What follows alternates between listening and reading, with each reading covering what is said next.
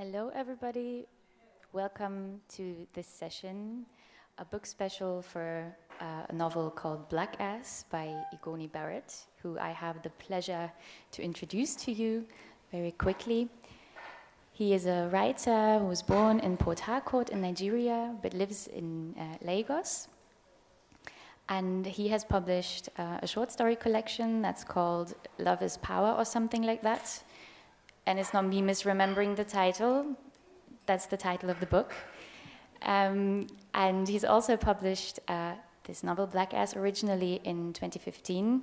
So as with many things, Germans are late to the party because we have just published the German translation of the book, and I have actually been the one to translate it. So it's a very special day for me as well. And yes, what else did I want to say about you? Award-winning writer. The novel has been translated into Chinese and it has won a prize there. Someone calls him the rock star of Nigerian writing. Oh. Someone calls him the rock star of Nigerian writing, and it's kind of true.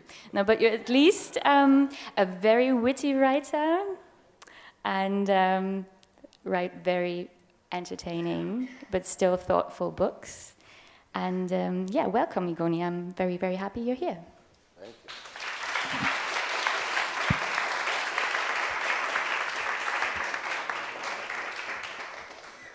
Thank you for coming. I want to make a quick announcement. And like Venice mentioned, my second book was a short story collection published in 2013 called Love is Power, or something like that. And then the first edition of that book, which was published in the UK by Penguin Random House, had a cover with a stylized photo of a woman who meant a lot to me. That woman is my grandmother. Her name is Ineba Dorothy Oruwari. She's 97 years old. And when I was publishing, so my book was launched in Germany. The German translation was launched 2 days ago, on the 25th. And while I was on stage, launching that book, apparently my grandmother passed away. I know she's happy. She's, now she's free. And I had a good cry in the shower, so the sadness is under control. But I want to dedicate this appearance to her.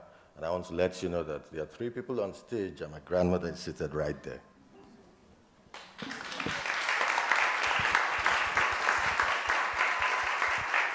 So I want to extend a warm welcome to your grandmother as well. Okay. So now we're talking about Blackass, which is a satire that is inspired by Kafka's Metamorphosis, but instead of waking up as a huge bug, our protagonist, Furo, wakes up as a white man.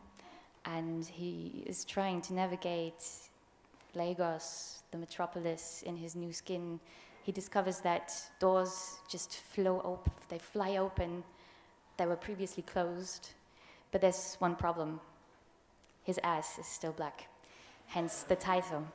And I found the book very entertaining when I read it the first time in 2018 in preparation for the African Book Festival back then, where you've already been a guest, so you're becoming a regular, right? But next time you'll have to bring a new book. And yeah, it was a book that stuck with me all those years, and there's just a very subtle humor in parts, and you play a lot with readers' expectations, and I really love that. But also Lagos is very present in the book, and you play with language, and yeah, I just am still a big fan of the book, although I've worked extensively on it. I'm still not sick of it. Maybe you are sick of talking about it by now, 7 years after first publishing it. Yeah, when you've been talking about the same thing for years, but also you realize that the book changes, because it's the book I wrote in many ways has become a different book when people describe it to me. I've heard in different countries, I've heard people say the book is about this. And every time I hope no one asks me on stage what this book is about, because I wouldn't be able to condense what it is about into a sentence.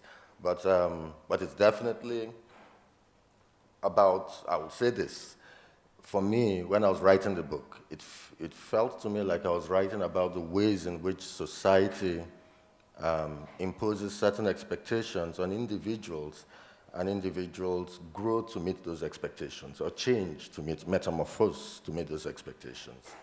But then it turns out it's a book about many other things, as have been told by others. So, yeah. Okay, so shall we give the audience a little impression of the book? Would you like to read a short passage for us, please? Yes, I will. Thank you. So I'm going to read selections. I'll start with the opening of the book. Furo Wariboko awoke this morning to find that dreams can lose their way and turn up on the wrong side of sleep. He was lying nude in bed, and when he raised his head a fraction, he could see his alabaster belly and his pale legs beyond, covered with furs that glinted bronze in the cold daylight pouring in through the open window. He sat up with a sudden motion that swilled the panic in his stomach and spilled his hands into his lap. He stared at his hands, the pink lifelines in his palms, the shellfish-colored cuticles, the network of blue veins that ran from knuckle to wrist, more veins than he had ever noticed before. His hands were not black, but white. Same as his legs, his belly, all of him. He clenched his fists, squeezed his eyes shut, and sank onto the bed. Outside, a bird chirruped short piercing cries, like mocking laughter. I'll jump to another section of the book now. The first person Furo met was the stocky Adamawa man who had a monopoly on garbage collection in the quarter of Egbeda where Furo lived. He was pushing his garbage cart down Furo Street, and he drummed the cart's side with a hooked metal rod to announce his presence to the gated houses. But on catching sight of Furo, the rod slipped from his grasp and dangled on a string from the cart's handle, and then he averted his gaze to the shambles in the cart's bed, but kept on advancing, his steps growing slower. The cart trundling before him with its bold stench. Furo usually delivered the house garbage to him, and they had bantered several times over the haphazard costing of his seller's market service. So Furo, out of habit, greeted him as they drew abreast, and at once regretted the appearance of his voice. The man's silence only sharpened the bite of Furo's blunder. They pulled past each other, and Furo reached the bend in the road before casting back a nervous, salt-pillar look. The cart advanced in the middle of the street, and the man stood several paces in front of it, one hand shading his eyes and the other slapping at blowflies, and stared at Furo with festering intensity. On the next street, Furo approached the Isoko woman who ran a buka in front of the tenement building for Navy personnel and their families. She was frying hunks of pork in a cauldron of seething oil that straddled a coal fire. Her naked toddler, a girl, her round, tight belly accentuated by strings of colored plastic beads, looped around her waist, sat on the ground a short distance from the fire. The child played with fistfuls of charred wood chippings and coconut shell. She babbled to herself or her imaginary friend through popping bubbles of spit. As Furo drew near, she looked up with fat-cheeked wonder and caught her breath. He was expecting it, but when the howl came, it startled him nonetheless. Hearing the rush of the mother's footsteps, he glanced around to see her picking up the child. And after turning back, he heard her say with a laugh, "No fear, no cry again, my pikin. No be ojuju, na oyubo man." And so it went. Stares followed him everywhere. Pedestrians stopped and stared, or stared as they walked. Motorists slowed their cars and stared, and on occasion honked their horns to draw his face so they could stare into it. School-bound children hushed their mates and poked their fingers in his direction. Wrapper-clad women paused in their front-yard duties and gazed after him. And stick-chewing men leaned over balcony railings to peer down at him. As he passed by the corner store where his mother got her emergency groceries, a hubbub of voices burst out. And when he looked over, he saw the attendants, Peace, Topper, and Easy, crowded in the doorway, gawping at him. A radio jingle, "Martin kills insects dead," blared from the barber shop where he got his shave every weekend and his hair cut every month. And when he hurried past the front, Osaze, the Bini barber, who was bent over a smoldering pile of hair, froze in that position, only his head moving through the thickening smoke as he followed Furo with his eyes. No one had called out his name. He'd passed houses he wasn't a stranger to, and he'd been stared at by several people he knew, people whom he had lived beside for many years, joked with, been rude to, borrowed money from, and yet no one had recognized him. I'll stop there.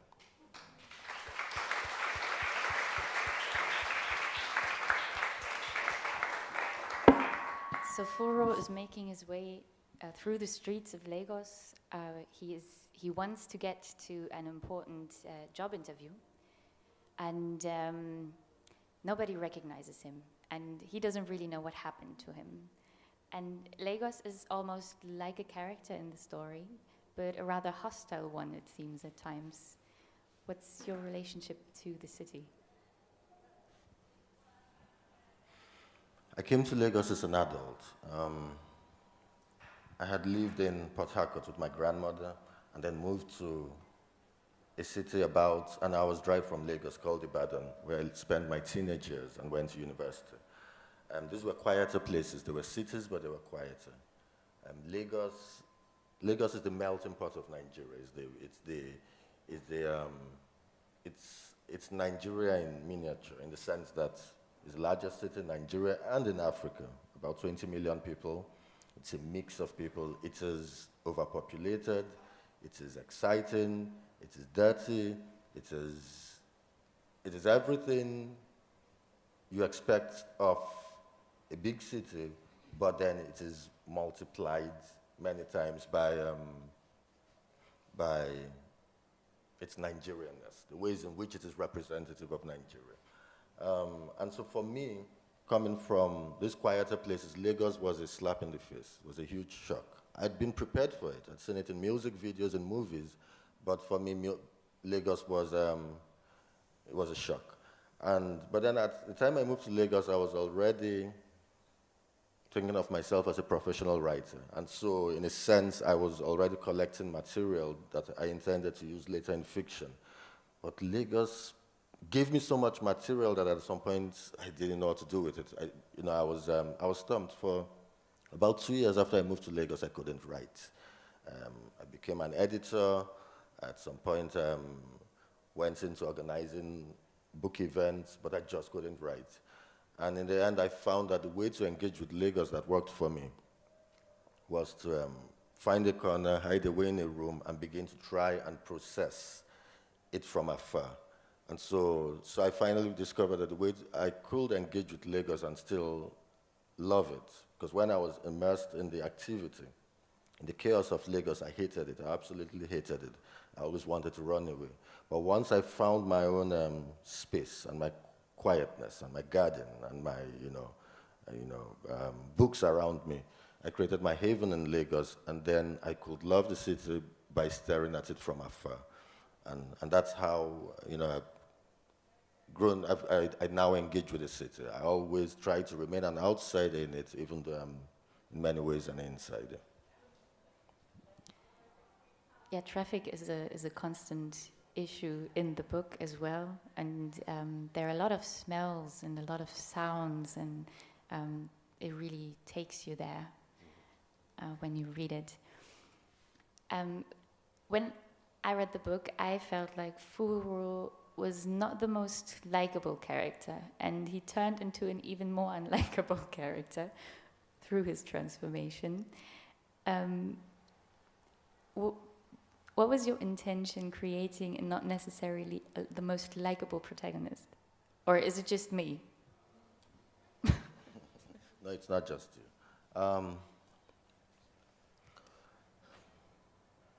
I am sick and tired of fiction in which you're supposed to fall in love with the character, because that's not reflective of the way we live our lives.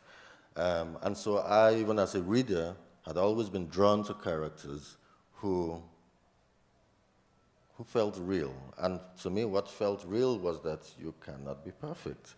I mean, and so in many ways I wanted, I guess Furo was I know Furo was a reflection of what my interests were in people. I wanted people who were a bit different, who were willing to own their good and their bad sides. But also, because when I sat down to write the book, I didn't know who Furo was. And so it was a journey of discovery for me, because the first idea that came from the book, the idea that led to the book, was just that image of a young man waking up in Lagos on the morning of an important job interview to discover that he's not himself anymore, he's someone else. And so I met Furo at a point in his life where he was trying to discover himself. And that journey of discovery for him and for me was, in a sense,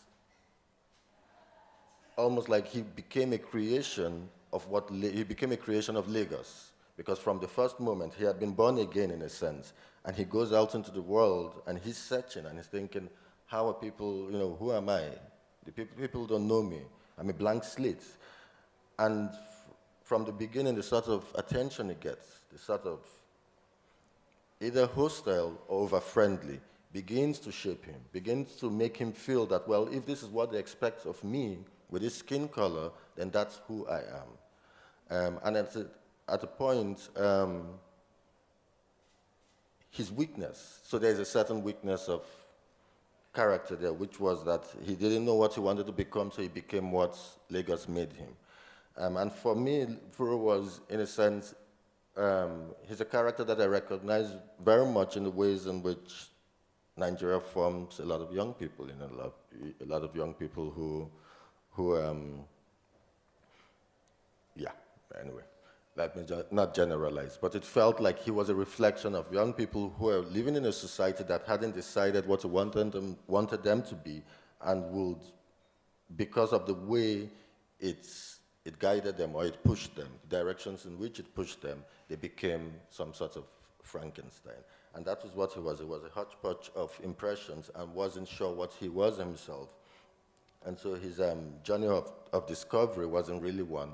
It was more a journey into what society expected of him.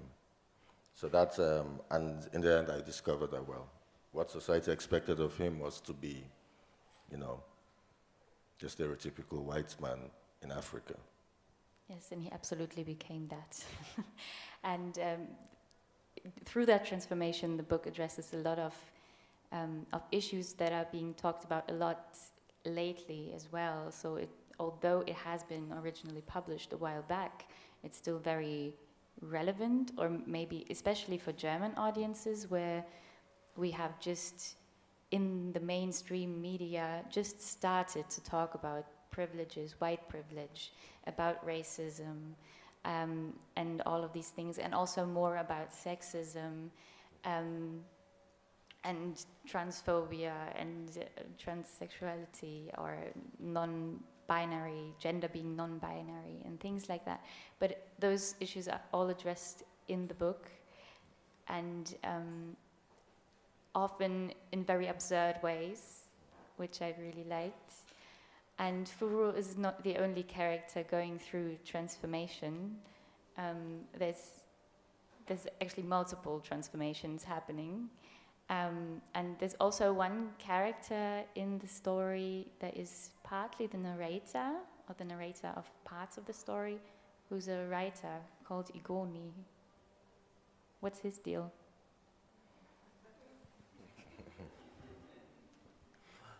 So at some point in Furo's journey through Lagos, he meets a writer called Igoni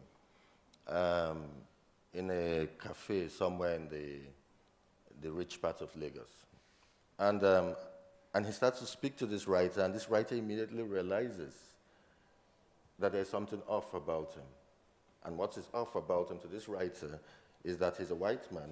He has red hair, green eyes, white skin, but he has a Nigerian accent. So that immediately piques the writer's interest. Now, and so what happens is that the writer then decides, in a sense, that almost treats Furo like an insect. Decides that I'm going to study this person. And this was a writer himself in a position of in search of a story. So he meets a writer in search of a story while Furo is in search of himself. And so this writer decides to let Furo stew in his problems because it will make a good book. And so that's the writer he meets. But at some point, the writer, in following the story, also begins to realize that a change is happening to this writer. The writer is questioning his maleness. And at some point, the writer, decides that, and so the writer, in a sense, goes through a transformation that's the opposite of Furo's. Furo's transformation, as it's presented in the book, happens to him. He wakes up and he's white. He doesn't know why it happens, and he tries to discover what's going on. Whereas there was another sort of transformation in which a person decided that I want to become something else, which also happens. So you want to, and so that was the reverse of the Furo transformation, which this writer decided I wanted to become something else. Now I will say this. It's a book that's also playing with style and form, and it's a book that's, these are heavy topics, and I'm talking about it in a serious way, but it's also a playful book. And the point, in many ways, that I was trying to make with this book is that the writing process itself for a writer, because this was my first novel. I'd written short fiction in what is a traditional form. And when I came to my first novel, I decided I'd done what was traditional, and I'd done it well enough that it was boring to just go and repeat the process. And so I wanted to do something different. And that thing was to engage with the process of writing itself and in a sense, speak to the audience about how I, as a writer, am being changed by what I'm writing. But at the same time, within the book, we all know that I am seated here and there is an Igoni trapped in this book. And that Igoni is not me, but it is also a part of me. The same way Furo is a reflection of me. The same way every character in this book came out of my consciousness. So yes, this writer may have my name and look like me to a certain extent, but that writer is as much a creation as Furo is. Yeah, and he's a funny one as well. And he's also not that likable, but in a good way, I believe. I am not that likable, but in a good way. No, that one is very likable in all the best ways. You haven't the one seen in the me. book. You haven't seen me when I'm hungry. Okay, well, you haven't seen me either when I'm hungry, so let's just, although you have, but, I've been behaving myself. What I also, maybe it doesn't come across as much as we're talking about it, but the book really is a very funny read. It's just hard to put that across in a talk, but I like the sense of humor, but there was also something that was a bit hard in the translation process, because those were actually the only times when I wanted to throw the book against the wall, and I cursed you, sorry for that. But there were just things that were untranslatable, or at least in a funny way untranslatable, so I had to find solutions around that and maybe put a joke somewhere where it wasn't before and trying to make it funny in other ways. But how, well, it's just, I'm wondering how you came up with all of the, I mean, you really make fun of basically everything and everyone in the book. So nobody gets spared. It's a bit hard on everyone, but not in a mean way, in a really funny way. And I was wondering, how did you find a balance to have it be fun, but still very deep and also heavy topics, but put them in funny ways? I was looking in the audience because last night I had a conversation with a Berlin-based photographer called Emeka Okereke. I don't think he's around. And we had gone to a bar last night, and at some point we hadn't had time to talk because we're in a group of people, but at some point we got lost. We got separated from that group, and we're walking through Kreuzberg, well, some part of Berlin that he had taken me to. Kreuzberg, yes. We're walking down the street at 4 a.m., and suddenly for 5 minutes, for 10 minutes, had a deep felt conversation, which will remain with me. And that conversation was about jokes. And a maker who's based there and has been here for years, about a decade, had mentioned that one of the things he misses about his established in Berlin, he loves it here, but one of the things he misses about Nigeria is that people don't get Nigerian jokes here. That's the thing, that's one of the things he misses, and whenever he comes to Nigeria, he just goes to soak up the jokes. And that when he makes a joke here, he has to explain it, and he has to explain what it's about, that it has some deeper meaning, whereas in Nigeria, we just know that the joke is, when you joke about someone's cap, you're not saying it, you're in a sense being playful, and it doesn't necessarily mean it has a deeper truth, and that you should just take it as a joke and move on. Now, I would say as a writer, the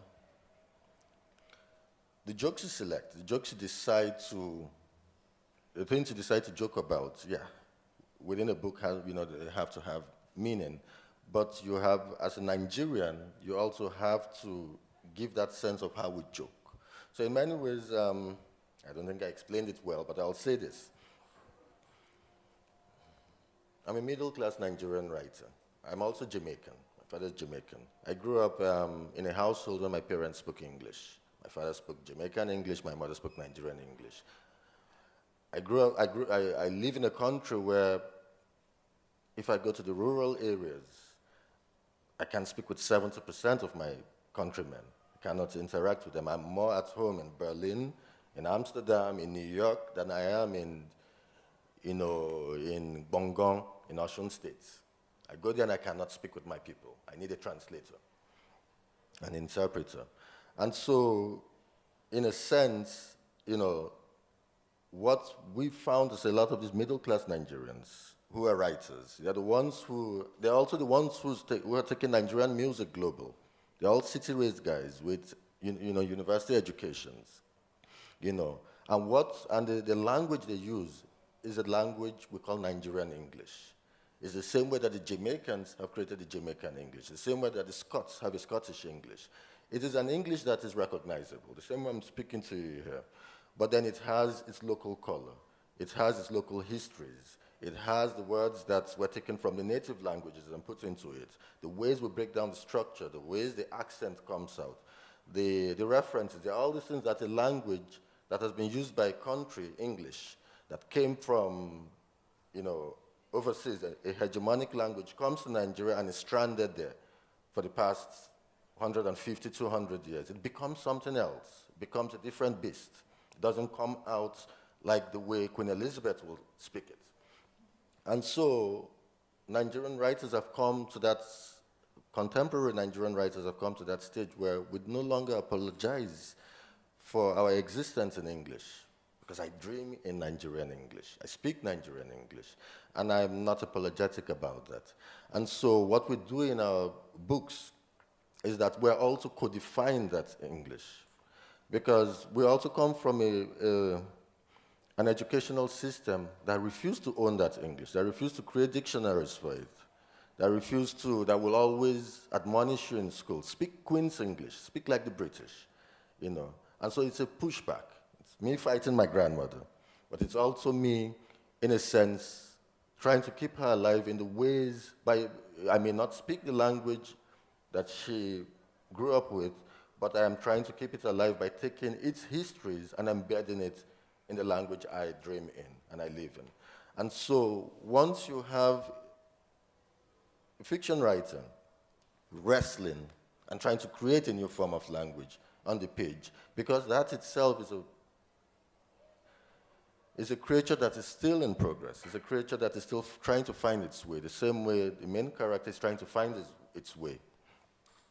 It is a very difficult thing to translate.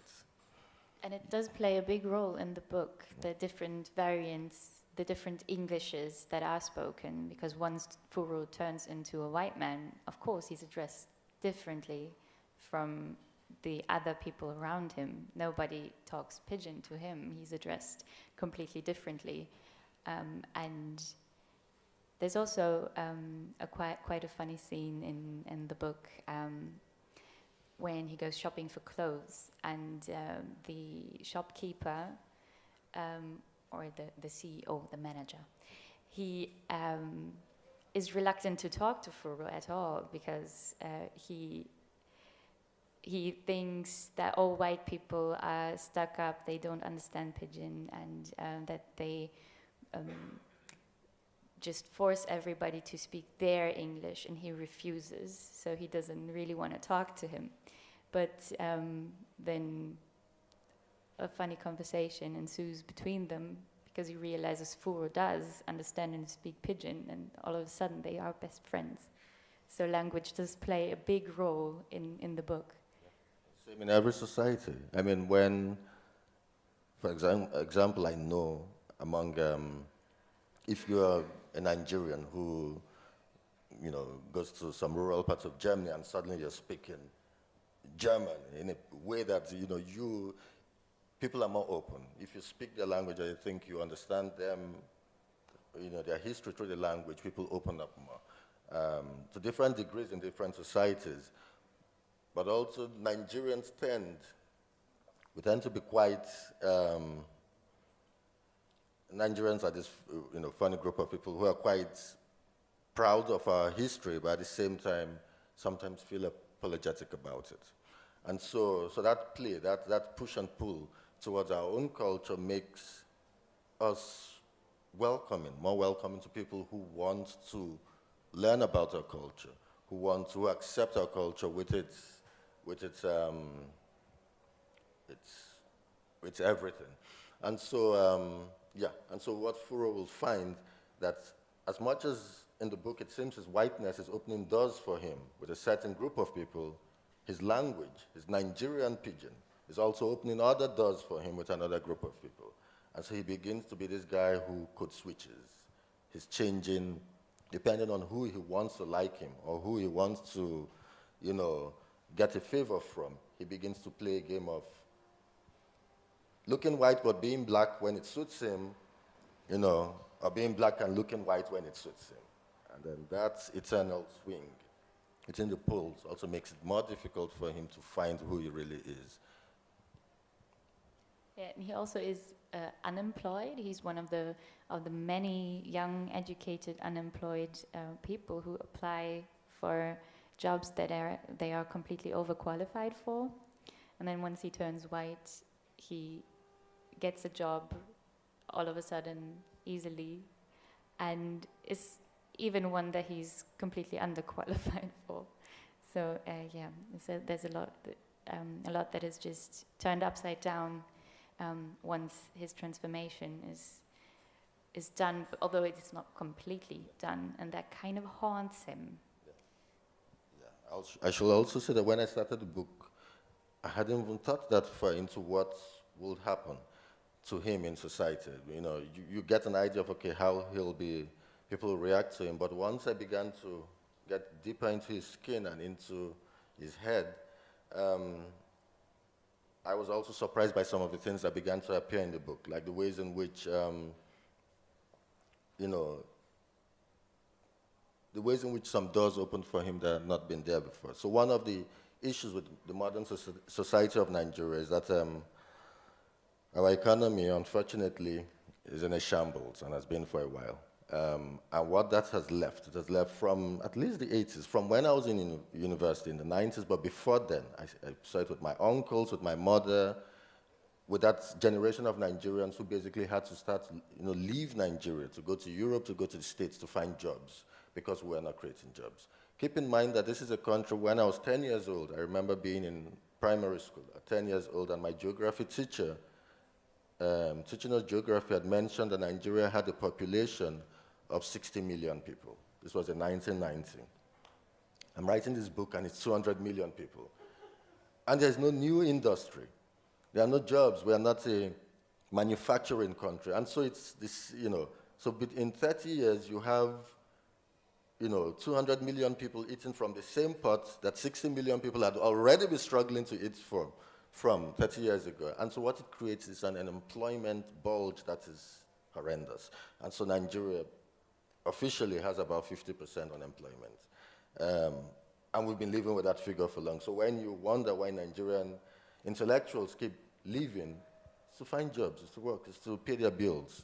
Because the jobs don't just exist because we haven't created them in a systematic way. And so he's a victim of that. He's from a middle-class family. His mother has a job, so he's lucky. His father, though, is a bit unlucky because he's trying to start a chicken farm, but it fails. I have a thing with chickens, sorry. But the farm failed. So his father is himself broken by joblessness, while his mother is the breadwinner of the family.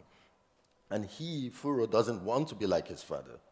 He has issues with his mother because there's a mother-son issue going on there because she has all these expectations for him, and at 33, he hasn't achieved them. So he's under pressure. And then suddenly wakes up white and he's achieving all these things without even trying. He's the same person he always was, with the same university education, with even the same voice. But just a certain change in appearance is beginning to create jobs in a country that has not created jobs for him in all these years. And so he almost, in a sense, chooses to go to the side that allows him to feed. Just that in his case, he doesn't have to leave the country to enjoy the benefits of his metamorphosis. What I really liked was that you mentioned it. His father he's a failed chicken farmer. Depending on... I should quickly mention that I'm also a failed chicken farmer. I wanted to ask you about that as well. But yeah, his father has failed as a chicken farmer.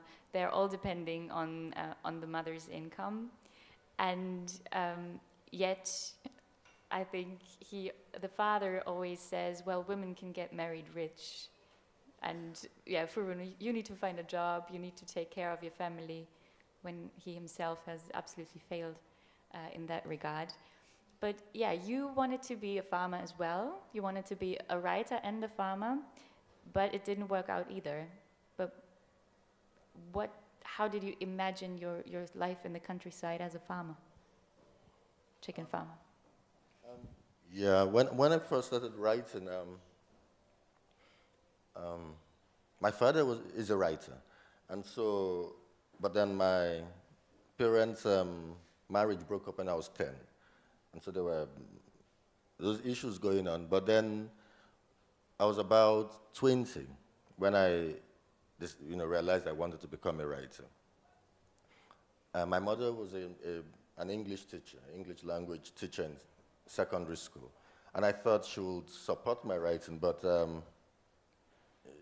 I basically had to fight my mother in order to become a writer because she said the reality in this country is that you will not get a job and you will starve. So don't be, don't be a wastrel. Don't waste your talents. Go and become a doctor. And so this English language teacher who read books, who had introduced, reading to me, was the one telling me not to become a writer because I will die of starvation. And so that was not a fight I'd been expecting. But it helped because I had to face that reality very early on that writing will probably not feed me, especially since I wanted to write about Nigeria and remain in Nigeria doing that. So by the time I was 25, I was in my final year. I was studying agriculture in university. And the plan was I would finish, graduate, and my mother will pull a few strings and I'll get a job with an oil company because I'm from the Niger Delta. And so we'll pull a few strings and you get a job with Shell, and then you come and take care of us and buy the Maseratis. And so I saw my life, and it wasn't one I wanted. So in my final year, I dropped out of university. And so that was a big fight with my mother also, and she gave me an ultimatum. You either go back to school or you leave my house. And so I left her house. At that point, the idea was, well, it's cheaper to live in a village. And anyway, I studied agriculture. I may not have a degree, but I know how to farm, and everybody eats chickens, so it makes sense that you become a chicken farmer. So I went to this village and stayed there for 2 years trying to start a chicken farm. Couldn't get loans. During that time, I won a BBC short story writing competition, and the people, the government officials I was trying to get loans from, instead were offering me jobs as a speechwriter for politicians. So when I realized they were not serious about helping me farm, and the idea with farming was that I will be able to pay my bills and eat, and sell chickens, and that will allow me time to develop as a writer and know what I really wanted to write about. But in the end, that didn't work out, and I, had to leave farming, give up farming, and go to Lagos to be an editor. Yeah, exactly. So you went from farming to publishing, editing. And how's that working out? With the Maserati? No, the Maserati, I never wanted that, remember. I didn't want that, so that's fine. Editing had its own peculiar challenges because I worked as an editor with a respected Nigerian literary magazine. But after 2 years of that, I have a thing for walking away from jobs, apparently.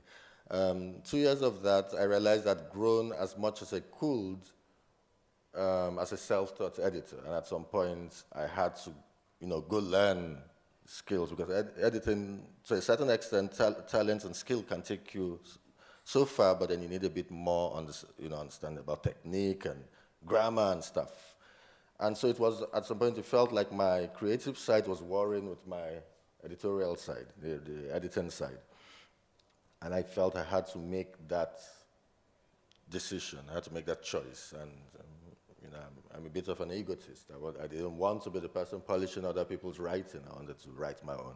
So I gave up editing after 2 years and became a full-time writer living with my ex-girlfriend who paid all the bills. We're still friends, though. And is there something that you're currently working on that you can already tell us about? What can I translate next?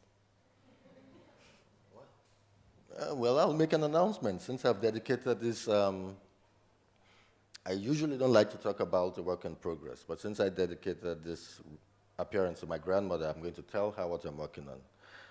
I should also mention that my grandmother never knew the title of my current book, because, you get it. She would ask and I will just change the conversation. But she loved Love is Power, something like that, especially since it had a foot on the cover, so she had it in pride of place. I was always waiting for the next book, which she now knows what it's called. I'm working on a novel. It took me years. The thing is, I've been This book came out in 2015 in Nigeria and the UK. Then in 2016, it came out in the States. And in 2017, it came out in Italy. In 2018, it came out in China. Basically, I've been publishing the same book. 2022, it came out in German. Exactly. I've been publishing the same book for about 7 years.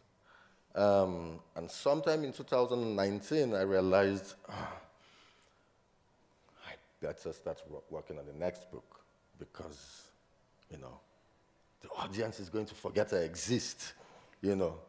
And am I still a writer if I'm not writing? You know. So there were all these questions about existential questions for me, about even if I wanted to continue writing fiction or wanted to do nonfiction, because I also have this dream of, at some point, writing about Jamaica, my father's country, in a non-fictional way. So there were all these questions, but in 2019, I decided, look, sit down, stop traveling, don't go anywhere. So I refused to go on any fellowships or any, go for any events. And I stayed in Lagos, and I took up gardening, and I'll sit down, and every day I'll try to write, and I will go through ideas, and they wouldn't feel right. And there was an idea that felt right, you know, and I worked on that for about 7 months, and then it became a short story. So, so I decided, okay, in 2020, so 2019 was wasted trying to find an idea. And in 2020, I went to, my wife is from the Netherlands. She lives in Lagos with me. She's a writer also. And so in 2020, her mother was turning 70, and we decided to go visit her mother for 1 month in the Netherlands. We get there on the 1st of March. 2 weeks later, the coronavirus shuts down borders, and I'm trapped in my mother-in-law's basement for 6 months of my life. You know, so I started writing. I had no choice. I had to run away from those women. You know, so I stayed in the basement and began to write, and in that search, in that, you know, faced with that hard position, which wasn't that hard. My mother-in-law is a lovely person. But it was like I had to do something since this pandemic has trapped all of us. That's what a writer does. You work with, you know. But for some reason, the story that kept coming to me was this story again. Are you not going to let me be? And I decided, okay, let me go back and see what it's trying to tell me. And so that was the first time since the book had been published in 2020 that I read this book again, this time as a reader, not as a writer. This time as not wanting to change anything, just to read it and see what is it that keeps taking me back to this book. And it turned out that, it has now turned out that I'm writing a sequel. That, I'm writing a book that's going to be called Whiteface. And it's a book about Furo Wariboko. 3 years after we meet him in this book, he's now established. He's now gotten the jobs. He's more confident. He knows who he is. And in a sense, this book seems to be him now trying to come to terms with his Nigerianness. But it's also a book about, he was wealthy enough that for the first time in his life, he travels to Europe. And so Furo Wariboko, Furo Wariboko is now this white Nigerian guy in Europe experiencing a different sort of, basically, he's a guy who looks European, but when he opens his mouth, he's Nigerian. And so that's the story that I'm working on now. Yeah. Thank you very much. I'm looking forward to that. Maybe you have to read the first book first, and then, yeah. And you now have the opportunity also to buy a copy, and I'm sure that Igoni would like to sign them. I'll be happy to. Great.